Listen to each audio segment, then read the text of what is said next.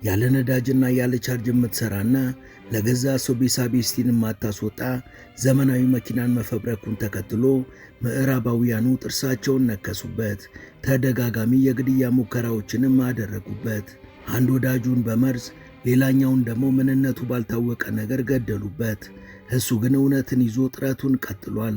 ምስጋና ይድረሳቸውና የአገሪቷ መሪም ከጎንህ ነን ብለው በረብጣ ሚሊዮን ዶላሮችና በምክር ደገፉት። እሱም ካጎነበሰበት ቀና አለም። ከቻይና ካምፓኒ ጋር ተዋውሎም መኪናዋን በብዛት የማምረት ሥራውን ጀመረም። ገና ብዙም ሳይቆይ ባሳለፍናቸው ቀናት አስደንጋጭ ነገር ከወደ ዚምባብዌ ተሰምቷል። እውን ባለተሰጥኦ ማክስዌል ቺኩምቡትሶ ምን ገጥሞት ይሆን? አሁንስ የት ነው የሚገኘው? Chikumbutso is actually in a coma, or he's been paralyzed, or he's had a stroke, and he's under the control of Mnangagwa, and Mnangagwa is saying that he's protecting Chikumbutso. ሰላም በመላው ዓለም የምትገኙ ውድ የመሿለኪያ ቤተሰቦች፣ በዛሬው መሰናዷችን ከባለ ተሰጥኦ ማክስዌል ቺኩምቡትሶ ጋር በተያያዘ ዓለምን ስላስደነገጠው መረጃ እናወጋቸዋለን።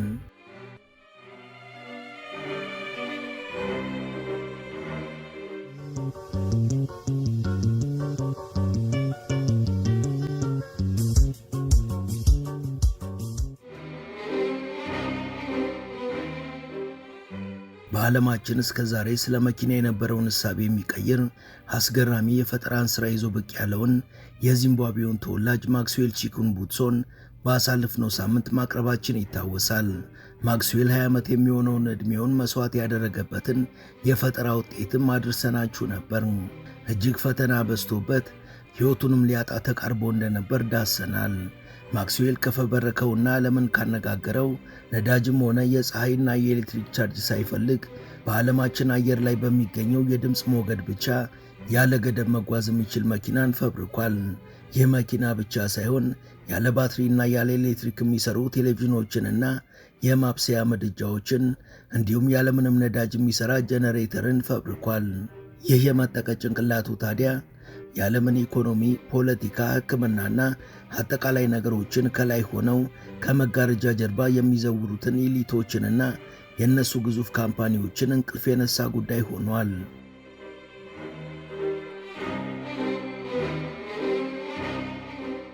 እነዚህ አካላት እንደዚህ መያዣ መጨበጫ ያሳጣቸው ደግሞ ሁለት ከባድ ስጋቶች ስላሉባቸው ነው።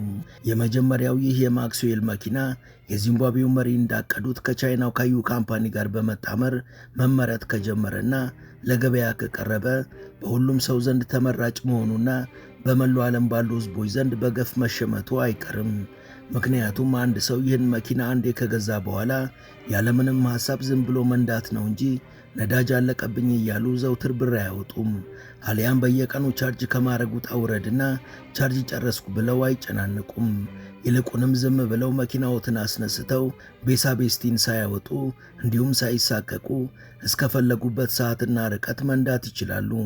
ይህ ደግሞ በእርግጥም ይህን መኪና ከቴስላ እስከ ሜርሴዲስ፣ ከቮልስዋገን እስከ ቶዮታ ዓለማችን ላይ ካሉ መኪኖች ሁሉ በተሻለ ተመራጭና ተፈላጊ ያደርገዋል። ይህ ደግሞ ለዓለማችን የመኪና አምራች ካምፓኒዎች ትልቅ ኪሳራ ነው። በገዢ እጦትም እህል ውሃቸው ሊያከትም ይችላል።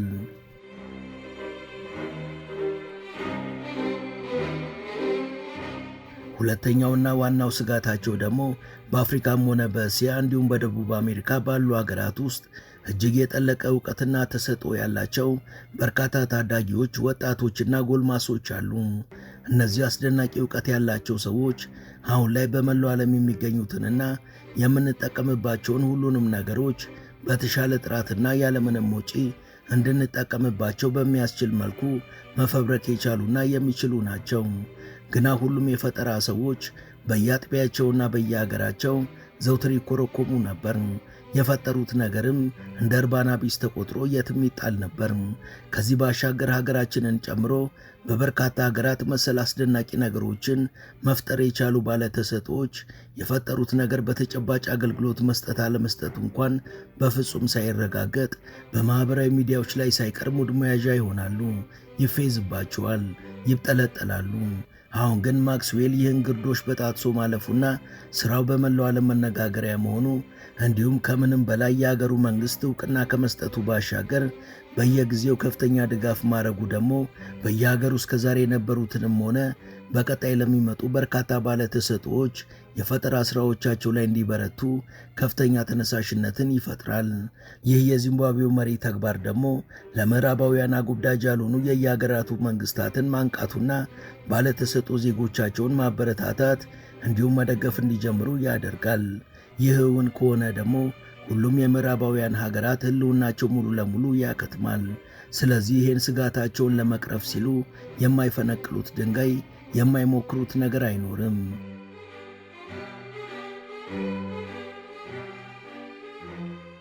እስካሁን በማክስዌል ቺኩምቡትሶ የላቁ ፈጠራዎች ምክንያት ሕይወታቸውን ካጡት ውስጥ አሜሪካ ሳለ የሥራ አጋዡ የነበረውና በመርዝ የተገደለው የቅርብ ጓደኛው አንዱ ነው። አሜሪካዊ ዜግነት ያለውና ለሥራ ደቡብ አፍሪካ በነበረበት ወቅት ምክንያቱ ባልታወቀ ሁኔታ ሞቶ የተገኘው ወዳጁም ሌላው በምዕራባውያኑ የተገደለ የእሱ አጋር ነው። በዚህ ዙሪያ አስተያየቱን የሰጠው ማክስዌል የሳይንሱ ማህበረሰብ በወንጀል የተካነ አደገኛ ማህበረሰብ ነው ብሏል። I've got a number of companies for the past week coming to me saying, no, sell this technology to us, just leave it. Until now. ይህ የፈጠራ ስራዬ እውን እንዳይሆን የሚፈልጉት የሳይንሱ ማህበረሰቦች ባለማወቅ የፈጠራ ሰዎችን ከሚያወግዘው ማህበረሰብ ይልቅ በጣም አደገኛ መሆናቸውን አውቃለሁ። የሳይንሱ ማህበረሰብ እንደሚታሰበው ገለልተኛና ከወገንተኝነት የጸዳ አይደለም። ለዚህ ማሳያ ደግሞ ተደፍኖ የቀረውን የቴስላን ፍሪ ኢነርጂ ፕሮጀክት ማንሳት እንችላለን። የሳይንሱ ማህበረሰብ የፈጠራ ባለቤትነት ፓተንቴን ለመከልከል የሰጡት አንዱ ምክንያት ከሬዲዮ ሞገድ የተገኘ ኃይል መኪናን የሚያክል ነገር ማንቀሳቀስ አይችልም የሚል ነው። የሚገርመው ይህ ነገር ይቻል አይቻል እንኳን በምርመራ ሳያረጋግጡ ነው እንደዛ የሚሉት። ከዚህ ባሻገር ይህን ማድረግ እንድትችል ያደረገህን ማይክሮሶኒክ የተባለውን ዲቫይስ ሚስጥሮች ሁሉ በግልጽ ካልነገርከንና ካላሳየህን ፓተንቱን አታገኝም ብለው ቃል በቃል ነግረውኛል።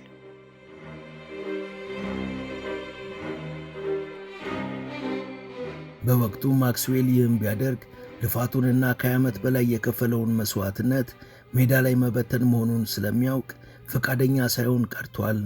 በ2025 መጀመሪያም ይህን ፈጠራውን የሰሙት የዚምባብዌው መሪ ኤመርሰን ደውለው ወደ ሀገሩ እንዲመለስ እስኪጠሩት ድረስም እዛው አሜሪካ ለመቆየት ተገዶ ነበር።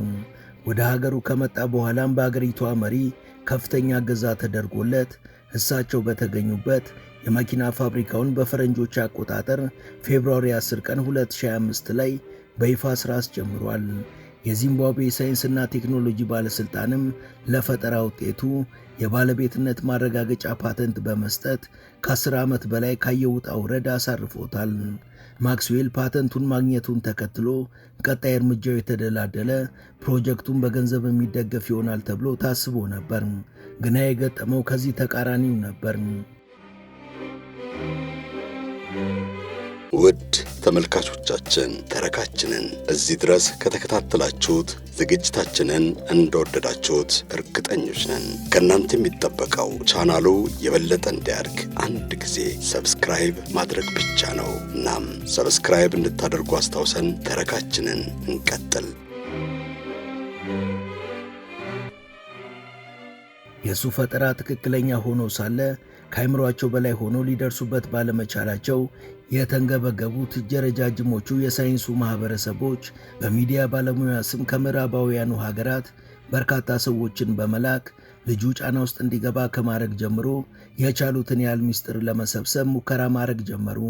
እነዚህ አካላት የዚምባብዌ ዜጎችንና ሌሎች አፍሪካውያንን በመጠቀምም በገባ በወጣ ቁጥር እየተከታተሉ ያስጨንቁት ነበር። እሱ ግን እስካሁን በአቋሙ ጸንቶ ቆይቷል። በዚህና በፈጠራው ዙሪያ የተናገረው ማክስዌል ቺኩምቡትሶ ከሳይንስ ጋር የተወዳጀሁት ከልጅነቴ በመሆኑ ብዙ ነገሮችን መፍጠር እችላለሁ ብሏል። I was born in a very poor family. I did not manage to complete my education. I left school when I was Form 2 second term due to some financial difficulties. I was raised by a single parent. እኔ ተወልጄ ያደጉት ራቅ ባለ የገጠር መንደር ነው። ያደጉትም በችግር ነው። በ14 ዓመቴ ትምህርት ሳቋርጥም ትምህርት ጠልቼ ሳይሆን ተቸግሬ ነው። አካባቢ ያለው ህዝብም ቢሆን ችግረኛ ብቻ ሳይሆን የኤሌክትሪክ ብርሃን እንኳን አይቶ የማያውቅ ነበር። ችግረኛ ሆኜ ትምህርቴን ባቋርጥም ለሳይንስ ያለኝ ፍቅር ግን ሁሌም ከኔ ጋር ነበር። ስለዚህ ሁሌም አነብ ነበር። ያነበብኩትንም ወደ ተግባር ለመለወጥ እጥራለሁ። ከወዳደቁ ዕቃዎችና ከቁርጥራጭ ብረቶችም በርካታ የኤሌክትሪክ ባትሪና የተለያዩ ሜካኒካል ዕቃዎችን ሰርቻለሁ። አንድ ቀን ግን በሕልሜ እንደ ራእይ ጥርት ያለ መልእክት ከፈጣሪ ደረሰኝ። መልእክቱም ለዚህ ላደግህበት አካባቢና ለሕዝቡ በነፃ የኤሌክትሪክ ኃይል የሚያገኝበት መፍትሔ አፈላልግ የሚል ነበር። ይህ ደግሞ መቻሌን እንዳምን ያደረገኝ እርግጠኛነት የተሞላበት መንፈስን ያዘለ መልእክት ነበር። በጊዜው ዕድሜ 20ዎቹ ውስጥ ነበር። እንግዲህ ጥናትና ምርምሬን የጀመርሁት ከዛን ጊዜ ጀምሮ ነው። የፈጠራ ሥራው አሁን የደረሰበት ደረጃ እስኪደርስም በርካታ ሂደቶችን አልፏል።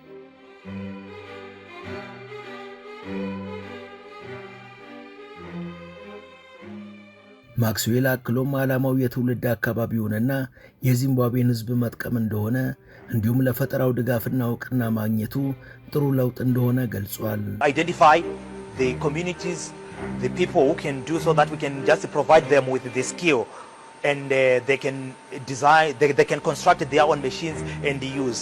But we are looking at those who are disadvantaged. እኔ ዋናው የተነሳሁበት ዓላማ ያደግኩበትን አካባቢና ያሳደገኝን ማህበረሰብ የነፃ ኃይል ተጠቃሚ እንዲሆን ማድረግ ነው።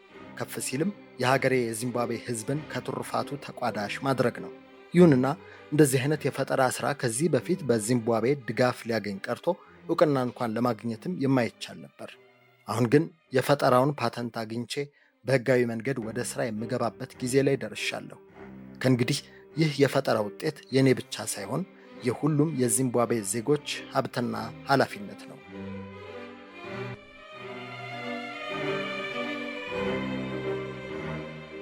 ማክስዌል ቺኩምቡትሶ የመኪና ፋብሪካውን ከፍቶ ወደ ሥራ ከገባ በኋላ ግን ጥድፊያው፣ ማዋከቡ እንዲሁም ዛቻና ማስፈራሪያው እጅግ እየባሰ መጥቶ ከሀገሪቷ የደህንነት አባላት አቅም በላይ ሆኗል። በዚህም ሳቢያ መኪናውን በሙሉ አቅሙ ሳያመርት ከሚያሳድዱት ኃይሎች ጋር ድብብቆሽ ውስጥ ለመግባት ተገዷል። በተለይ ፕሮጀክቱ ላይ ኢንቨስት ለማድረግ እንፈልጋለን ብለው በቢሊዮን ዶላሮች እንስጥህ የሚሉት ኃይሎች መጀመሪያ መኪናው የተወራለትን ያህል ርቀት መጓዝ እንደሚችል በተግባር አሳየን ያሉትን ጥያቄ ተቀብሎ በአጠቃላይ 2500 ኪሎ ሜትር የሚሸፍነውን ከሐራሬ እስከ ካይሮ የሚደርሰውን መንገድ በመኪናው ለመጓዝ በሂደት ላይ ሳለ በርካታ ሴራዎችን በመቀየር የራሱንና የባልደረቦቹን ሕይወት አደጋ ላይ ለመጣል ሞክረው ነበር። ይህን አገር አቋራጭ ጉዞን ይቀርጻሉ የተባሉ የሚዲያ ሰዎችንም ከአንድ ቀን በላይ እንዲዘገዩ በማድረግ መሰላቸትን ከመፍጠር ጀምሮ በየሀገራቱ ድንበር ላይ የይለፍ ቃል እንዲከለከል አድርገው ነበር። ከዛም ባሻገር አደጋ የሚያደርሱና መኪናዋን የሚሰርቁ ወንበዴዎችን በማሰማራት ጉዞው የተሰናከለ እንዲሆን ሞክረው ነበር።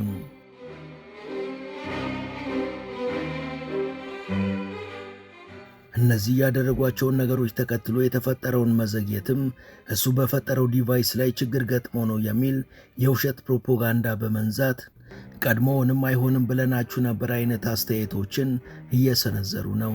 ከዚህ ባሻገር በሀገር ውስጥም ሆነ በውጭ ያለው መላው የዓለም ማህበረሰብ እሱን እንዲቃወምና እንዲያጣጥለው ፕሮጀክቱም ተቀባይነት እንዲያጣና ህልሙ ተዳፍኖ እንዲቀር የተቻላቸውን ሁሉ ያደርጉ ነበር። መኪናዋ ከሐራሬ ካይሮ ጉዞዋን በስኬት አከናውና ካይሮ ደርሳ ከተመለሰች በኋላ ግን ፕሮፓጋንዳቸው ወደ ኃይል እርምጃ ተቀይሯል።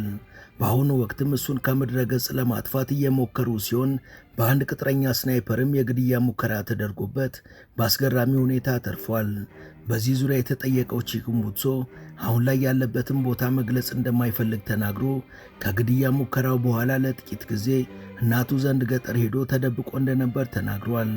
አሁን ላይ ለሕይወቱ አስጊ ሁኔታዎች መኖራቸውን የተገነዘቡት የአገሪቷ ፕሬዝዳንትም ወደ መኖሪያቸው በመውሰድ የግል ጠባቂ መድበውለት በቤተ መንግሥት እንደሚገኝ ለሱ ቅርበት ያላቸው ሰዎች ገልጸዋል።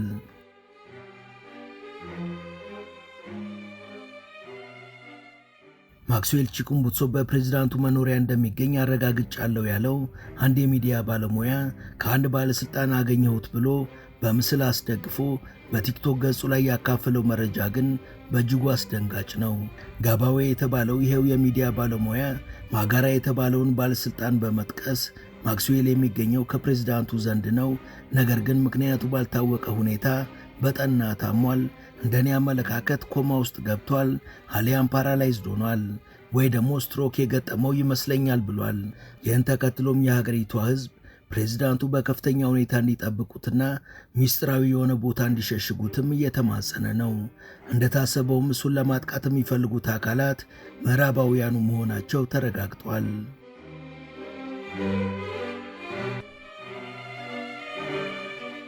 ውድ የቻናላችን ቤተሰቦች ለዛሬ ያዘጋጀንላችሁ ይህን ይመስል ነበር። እስከ ዝግጅታችን ፍጻሜ አብራችሁን ስለቆያችሁ ከልብ እናመሰግናለን። በቀጣይ ቢሰሩ የምትሏቸውን ርዕሰ ጉዳዮች ብትጠቁሙን ደስ ብሎን እንቀበላለን። ቻናላችንን ሰብስክራይብ እና ላይክ ማድረግ አትርሱ እያልን ለዛሬ በዚሁ እንሰናበታለን። መልካም ጊዜም